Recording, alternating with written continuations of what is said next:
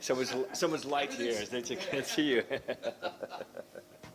right, well, why don't we get started? This morning's session is going to be kicked off by Cees Dekker, who will be giving a talk on the biophysics studies on the shaping of chromosomes. So take it away. All right, thank you very much. It's my pleasure to be here and to present our work to you, some of it. I gave it a rather generic title, which you're going to see because I'm going to basically talk about two subjects if time allows. So I'm going to talk a bit about chromosome biology from a biophysics perspective. Just to mention that my lab is doing quite a range of different things. So we also work on minimal cells where we try to build vesicles and might build divisome protein structures and look at spatial ordering over those structures inside liposomes. And we also work quite a bit on nanopores for protein sequencing, DNA sequencing, nuclear pore complex mimics and all that. With all kind of physical techniques. So if you have an interest in those subjects, please contact me somewhere in the breaks. Because this talk, I will say a few words about our work on chromatin biology from a physics perspective. So the question actually is sort of like how chromosomes are spatially organized. And I'm a physicist, and say from my physics perspective, this starts of course with simply just DNA being a polymer. There's all the polymer physics, the persistence lengths, the dimensionality, the topology of that polymer. But then there's all these binding proteins, both passive elements, nuclear dissociated proteins, nucleosomes, but also active elements like motors, SMC proteins, topoisomerases, and so forth. And then, not so often mentioned, but there's of course the confinement of the cell boundary, which exerts a pressure on the chromosomes and confines it further, and then shape of the cell comes in and all this. So in my lab we do address a number of these aspects. We work on a whole range of things that relate in some way to chromosome structure. With Shura Grossberg actually we did some work on DNA knotting. We studied that with nanopores, so a small pore, and we make knots go through there on a DNA strand, all that. We study in vitro DNA in small chambers. We have AFM studies of Condensin cohesion structures. We actually study also single molecule studies of DNA loop extrusion by Condensin. We have quite some studies of plaquetonemic supercalls with single molecule techniques. And we do some live cell studies where we shape manipulate E. coli cells and look at chromosome structure and segregation. Well, in this talk, if time allows, I will basically address these two subjects in red here, a rather extensive presentation of our work on Condensin, and if time allows, some presentation of our work on chromosome structure in bacteria. All right, so this first subject. So here we will address this Condensin motor and how it extrudes loops of DNA. And so from a single molecule perspective. This was work done by a postdoc Mai Paganji and Yuji Kim in my lab in a collaboration with Christian Hering's lab at AMBL, who purified these protein complexes. This is a very much a non-trivial task, so it's a very valuable collaboration between our two labs. And addresses, of course, to this audience, is superficial to mention this, but I still like to present this from a sort of historic perspective. This is 1882, Walter Fleming's pictures, who through a light microscope looked at chromatin structure already, 1882, which I think is interesting. And he looked at he saw the dramatic changes from, say, interphase, where the chromosomes are sort of spread out in the structures that we now have much more in focus and at a smaller scale. But towards mitosis, you see these classic worm-like X-shaped chromosomes, which then separate in mitosis. Well, so we know already for much over a century that this happens in cells. But what underlies the sort of microscopic, nanoscopic structure of these chromosomes, we only now in the past few decades are getting a key on. And one of the key players in organizing these chromatin structures, both in interphase and in near mitosis, is these SMC proteins. These are sort of ring-shaped proteins. They have a huge size, a size of 50 nanometers, sort of. It's a ring-shaped protein, consisting of two coiled coils. So this is a protein folded back to itself to the coiled coil structure. There's an ATPase head here. There's a similar structure on this side. It can be a heterodimer or a homodimer in bacteria. They connect at this hinge, they bind here, and these two ATPase heads are sort of connected by a third protein called the glycine. And this makes this ring-shaped topology of these SMC proteins. These are called SMC for structural maintenance of chromosomes proteins. And they come in a number of variants.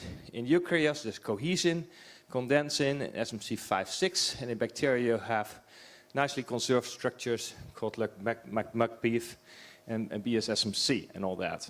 And they're different from by their particular coiled arms, but also by the cofactors that basically attach to that.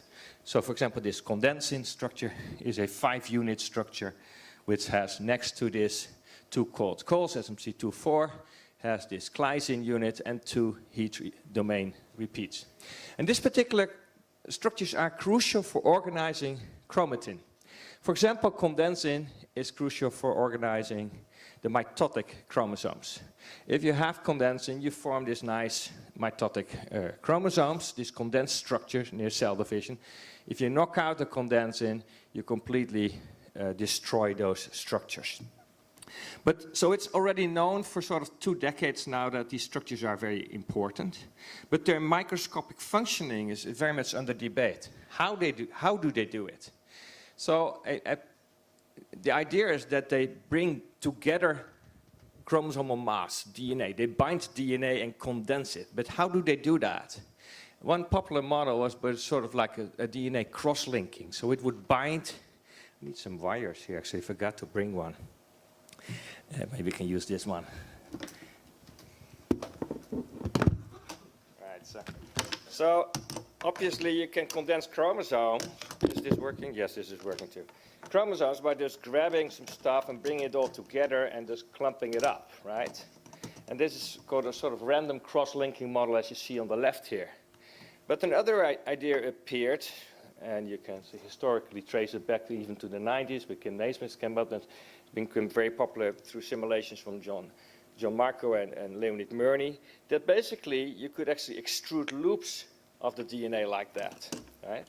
So if you have this kind of structures formed in a very elegant way, you can then form mitotic chromosomes. As you can see in this wonderful computer simulations on the bottom right here, you can get a sort of self-organized separation of the two daughter chromatins in a replicated DNA structure by just simply forming this array of parallel loops by loop extrusion.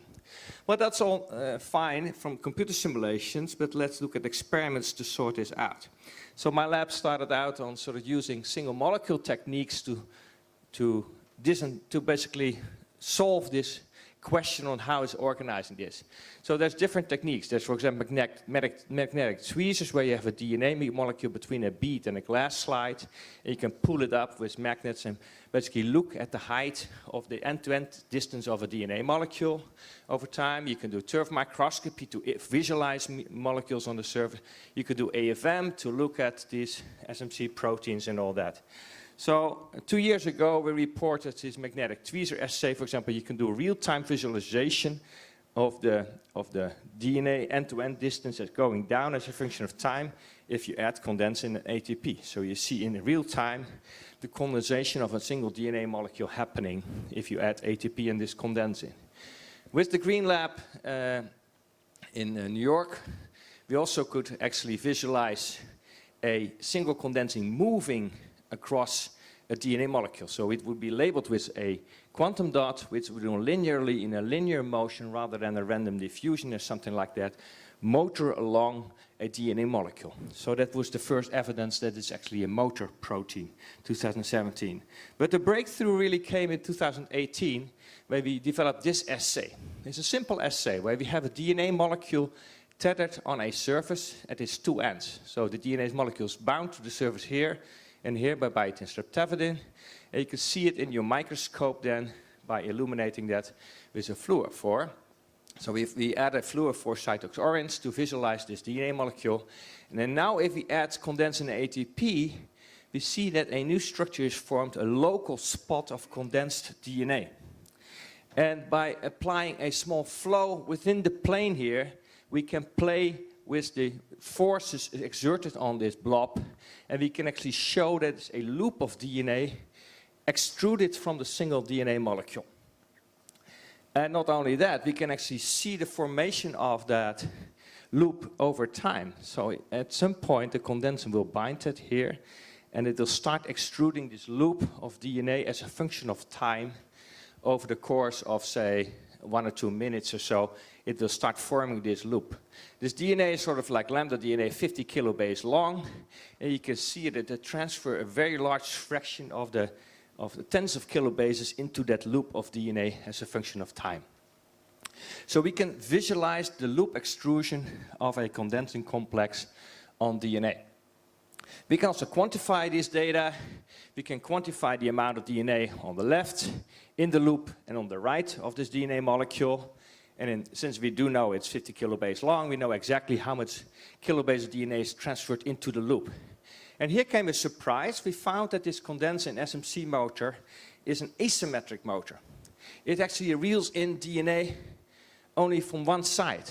In this particular examples, you see actually as a function of time, the amount of DNA in this region is constant. Many, many traces for different colors and many different molecules. And the loop DNA is actually increasing over time and then saturating, as you see in this particular curve here. And it's dragging DNA from only one side in. So it's an asymmetric motor that actually grabs the DNA and then reels in the DNA from one side. We also identified how it does that.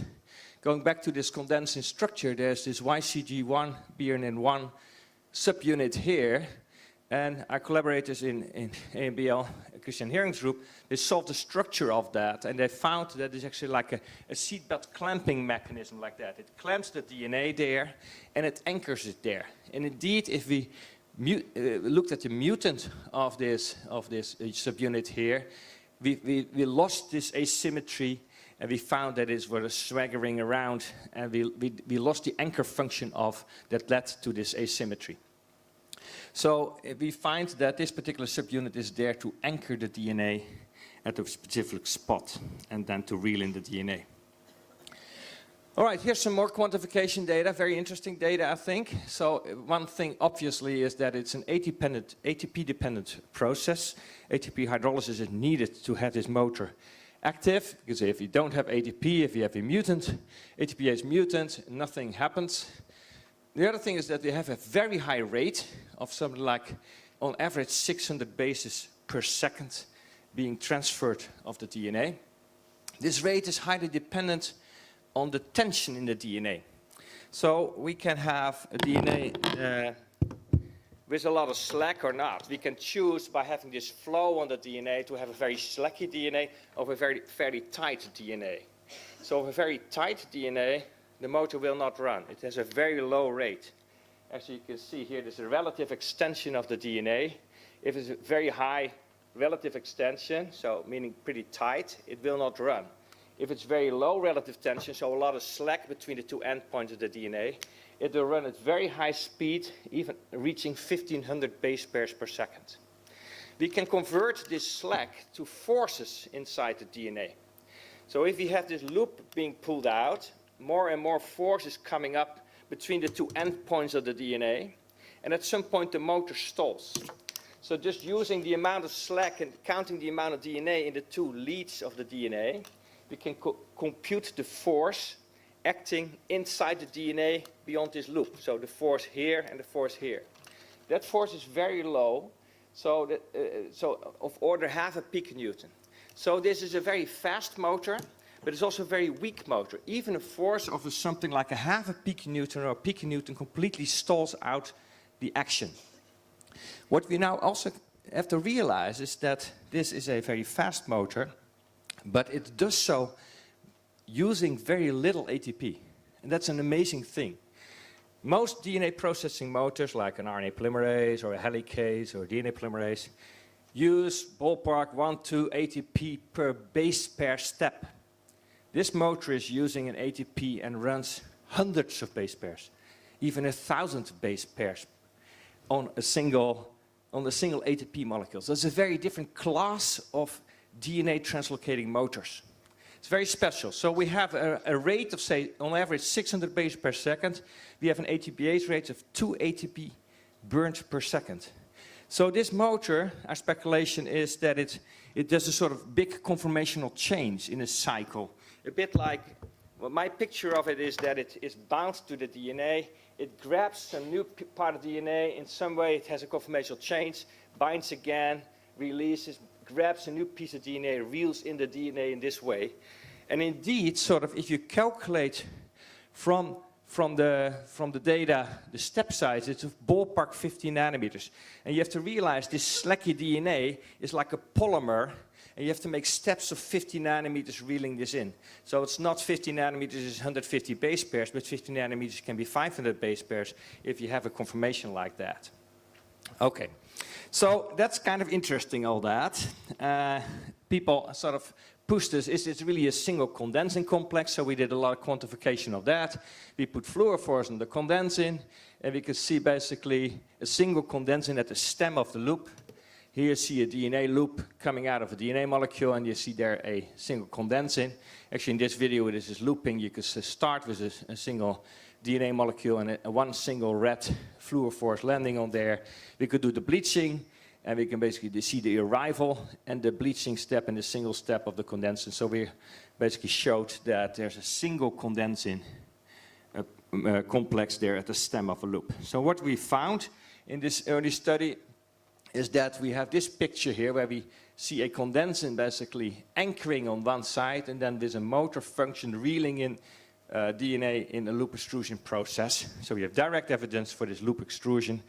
We see that it stably anchors at this YCG1B1 subunit and reels in asymmetrically, and it's driven by a single condensing complex. So this was 1.5 years ago. Since then, we've sort of progressed many things. So because there's many extensions of this exciting experiment. One obvious thing is, of course, to see if this also happens in cohesin, in bacterial SMCs, in SMC5-6 and all that. An obvious other question is, this is all done, nice biophysics experiment on a bare DNA molecule. How about roadblocks like nucleosomes or transcription factors, CRISPR-Cas, and all these other proteins that can bind to a DNA? How about supercoiled DNA? What's the interplay between platinemic supercoils and this loop extrusion?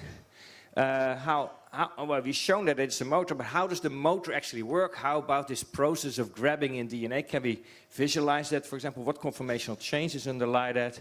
How do multiple loops interact? How interaction with RNA polymerase, loading and unloading. There's so many things to do.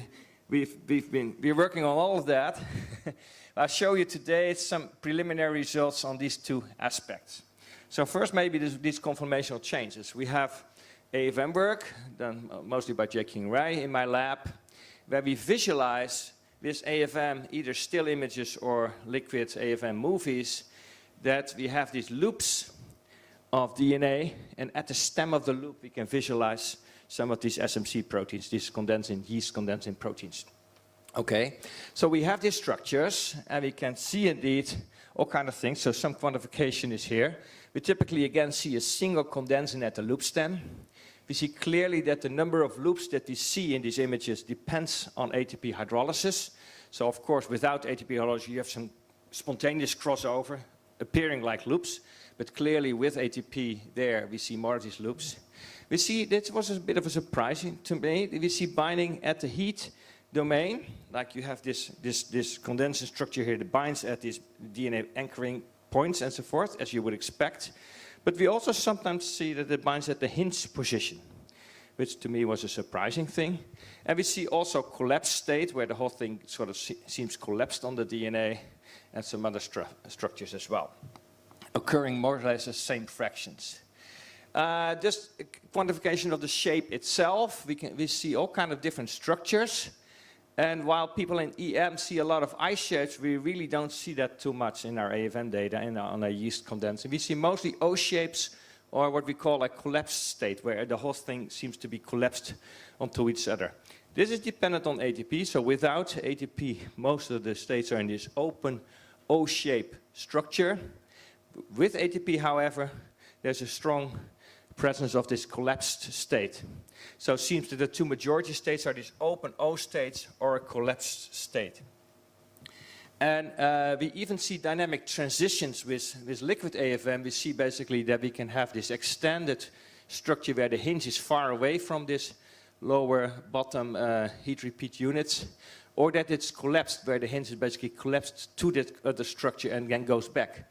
And dynamically we see these structures change, so we can measure the distance between hinge and head and see that it's high, low, high, and fluctuating in the two-level fluctuation, a fluctuator behavior with a distance of 15 nanometers. So the picture that emerges from these data is sort of what I try to illustrate to you, where you have a sort of grabbing, a collapsed state, a new grabbing, a collapsed state, and so forth, as a sort of motor mechanism that is there.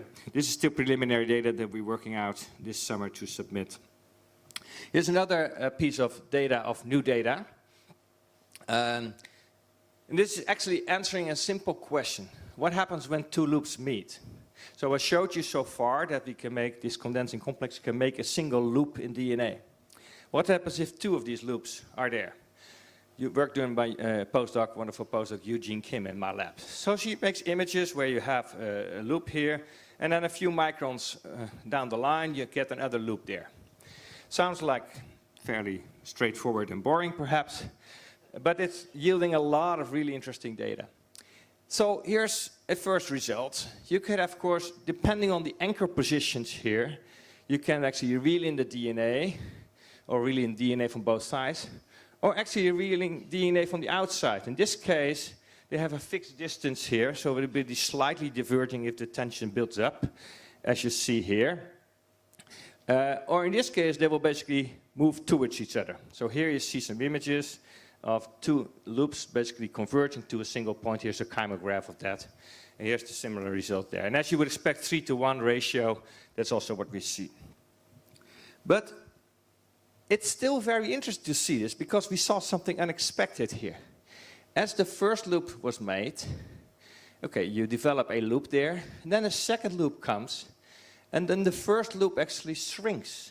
It diminishes in intensity. Remember this blob of DNA, the intensity of this, what you see here, is a signature of the amount of DNA in the loop, right? So here you see a chymograph. There's a lot of DNA accumulated in a single loop. Now a second loop starts, and it basically eats up the first loop, whereas it's like microns away. So a very far away located loop can actually drag out DNA out of the first loop. So what we find is you can have a redistribution of loop size. Parallel loops can redistribute mutually their loop size. So we go from a situation from here to here, where this loop grows, and presumably it does so through the tension of this intermediate piece of DNA, putting up the tension on this already existing loop and pulling it slowly out of that. So in this schematic here, where Murray introduced, where basically you have points sort of connected along the genome, you can basically visualize it like that. So that's an interesting finding. But beyond that, we found yet other surprises. Here's a really surprising thing that we saw. We saw a completely new type of loop structure. And we call that the Z-loop. And it's actually, if you have a DNA molecule here, you see now DNA is not, the loop is not really at a single point, but at a bit of a stretch along the DNA. And if you put slide flow, you can actually see there's 1, 2, 3 pieces of double-strand DNA there. So we think a structure is formed where you have like this Z, this Zorro type structure, like going right, left, right. And actually, by co-imaging again with condensin, labeled fluorophore labeled condensin, we can find that there's a single condensin at each of these edges of the Z-loop structure. Now, this is not some rare anomaly. We found actually that there's very modest concentrations of 10 nanomolar. This is the majority structure that we find on DNA. Now, so far in our early studies, we did everything at 1 nanomolar because we really wanted to see the behavior of a single condensin and a single piece of DNA. If you estimate in yeast nucleus, you estimate that if all condensers will bind, you have basically 1 condenser every 10 kilobase. Well, we have a 50 kilobase DNA molecule here with two condensins. So very similar, reasonable concentrations we find to these Z-loops. So this is a completely new structure. How's that formed? Well, here's how it's formed in the movie. You see basically first a single loop is formed, then a second structure is formed within that loop. It approaches the stem, it stays there for a while, and then traverses along the DNA at the tether. So maybe a bit slower in these still images. You first have a DNA molecule with a flow here. You have a loop formed on there by a single condensin. Then basically within this loop, the loop basically starts shrinking and putting the DNA mass to the stem. It stalls there for a while, and then this mass basically redistributes along the tether length, forming this Z-loop structure. And at the end, it can disrupt and go back to the original structure. Okay, here, this is again driven by condensin. We co-imaged this DNA with condensin, so we can now basically overlay these images and see that first we form this single loop as a single condensin, then already a second condensin binds within the loop. So you form a loop within a loop. This formed here, it moves to the stem, stalls there for a while, then passes and starts moving along the DNA molecule. And actually we even proven which condensin is which. Because what we did in an additional experiment, very similar experiment, we basically have the single loop formed, but then we bleach out this condensin. So the red dot has vanished here. And we see a new red dot, a new condensin entering in the loop within the loop, forms it, it moves here, and this condensin actually moves along the DNA molecule. So even identify that the second binding condensin actually passes the first one to form this kind of loop structure. So this is completely unexpected that these condensing complexes can traverse one another. And it has big impact on sort of thinking about modeling the structures. Now, looking at a bit more detail of that, what happens? So you have a DNA making this loop. We have a second one, call it in blue here, which makes a loop in the loop. Let's zoom in a little bit, because there's one thing that there's a difference that actually turns out to be important. This second condensin can actually now grab beyond the anchor site of the first condensin or on the other side. Okay? Seems like some detail, but you can follow me, I hope. So we have a second blue condensin binding there, a loop within the loop. It comes close. This is a zoom of that. This structure can jump to the right, we call that root 1, or to the left. Okay? So it can do so, fine. But this has great importance, because what we find, if you now do the logic, so this anchor site moves beyond the anchor site of here. Now, I'm not sure that you can follow all the details on these plots here, but let me tell you that if you follow the logic, you end up with a structure like here. Top right has the anchor site, bottom left has the anchor site. Or you can go the other route, you jump on the other side, route 2, you follow the logic, and you end up with an anchor site on the top and an anchor site on the top. Okay, details, fine. Why is this important? Because I told you these are asymmetric motors. So this anchor site here will not pull on the DNA, on the green DNA here. Right? This is stuck here. It will pull in DNA from here. However, on the top, we have a structure that basically reels in DNA from the right and from the left. So we have a two-sided pulling motor. This dimer structure now is a two-side pulling motor, not a one-side pulling motor anymore. So we basically created a symmetric motor. This Z-loop can be symmetric motors. Now, we can basically quantify which of these, the two variants the Z-loops are. And we can do that from the motion of the first reeling in motor here, this motion here, and the second one, basically whether it pulls on the right or the left. So we can see first the direction of the single loop, then this direction of the Z-loop, which can be basically in the same direction or in the reverse direction. And from that we can count whether we have one-sided and two-sided pulling motors. And to our surprise, we found an asymmetry there. We found not 50-50. I would have expected that it will jump 50-50%, grab DNA on the left or the right here.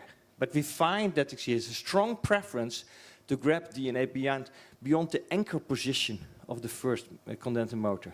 This is a striking thing, I think. So this actually means that it can form a motor complex that pulls from two sides. And indeed, if we have an early event where already quite early the second condensin binds, it can form a motor which sort of symmetrically extends and pulls in the DNA from both sides. So what is now the implication of these findings? So here are the two key findings from this recent study is that loops can mutually exchange size even when they're microns far away. And the second thing is that two condensers can traverse one another to form these Z loops. What can be the biological relevance of that? Okay, well, the first finding, of course, means that in principle parallel loops can redistribute size amongst each other, which is important in equilibrating structures in mitotic chromosomes, I would bet. And this other second finding is that these Z loops may fill DNA gaps.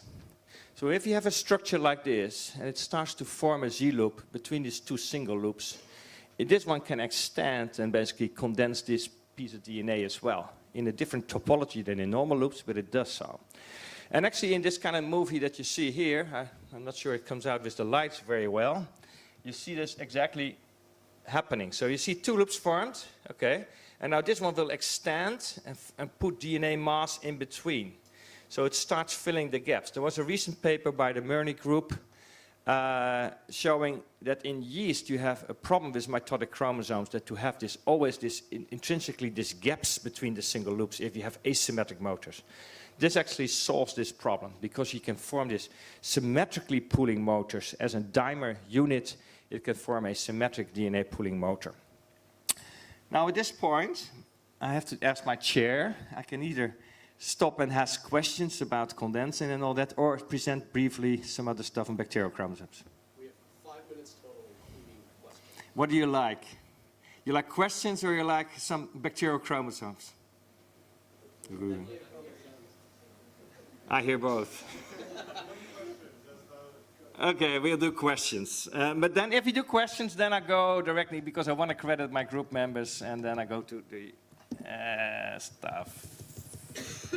The basic message of the bacterial chromosomes is that crowders do matter. You can visualize actually bacterial chromosomes in great deal. Ask me about it later on. Okay, so this was the conclusion slides, and this is my group, and they do the work, and they deserve the credit. All right, questions then. Question in the back, maybe? Can you tell whether the condensin rotates as it moves along the DNA? Can we tell whether condensin rotates? No, we cannot tell whether condensin rotates. We are looking at supercoiling structures, including torsionally constrained DNA. This comes close to this question, but at this point we cannot tell yet. Hi. Is it a processive motor? It's a very processive motor. It can reel in many tens and tens of kilobases of DNA. Yeah, so that's what I thought by implication. So if I have two motors, and you form this Z loop, it must be the case that one of them must switch strands in order to form this loop, right? Otherwise, I don't know what traversing past each other means. Switch strands, I'm not sure. I think what happens is that the anchor stays at the position that it is, and is grabbing DNA. Normally it's own DNA, but only when it comes very close to this other condensin, it has the proximity of this other DNA, this trans DNA, so to speak, and it can grab that as well. And indeed, that's what our data show. I see. And so the last question is the ATPase cycle of this motor known? No. It's known that it burns ATP, and there's a lot of discussion what motor is doing. Actually, the two ATPase heads have different functions and all that. It's under discussion at this moment. Chair. So I'm wondering why these very beautiful experiments are not performed with chromatin, because this is the real substrate. Now, technically, there is no any problem to provide you 10, 15 or more kilobase chromatin, regular chromatin fibers, even from 10, 15 years ago. So it will be very nice to do that and to put some additional proteins, and now you go very deeply into biology of I would love to do that, so please provide me with these substrates, and I will do the experiments. We're physicists. We're building up from the bottom, start with bare DNA, add nucleosomes, add transcription factors, add other structures and all that. Because they're very nice experiments. Thank you. You can do better than that. Yes, I think so. Yes. Thank you, beautiful talk. I wanted to ask, maybe it's a naive question, have you played around with more than 2 condensins, maybe 4 or 6, to see if these 2 close complexes will do something, will they interact, will they compensate each other, things like this? I'm a simple-minded person. I start with 1, I have now 2, and it's already very complex. Of course, we occasionally see 3 or 4, and then it's even more complex. So we stopped at that point right now, but yeah, you can extend it, of course. Yeah. So is it surprising to you that there's no directionality on the DNA? Say it again. Is it surprising to you that there's no preferred direction? You know, it can move at 5 prime, 3 prime, 3 prime, 5 prime. Well, it's double-strand Is DNA, that right? common for DNA morphs? It's double-strand DNA, this, right? Yeah.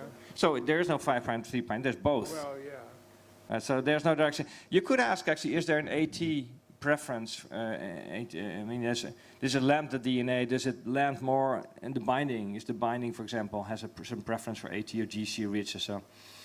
We haven't seen anything obvious. We haven't also made a very careful study of that. So we're going to have our last question right back here.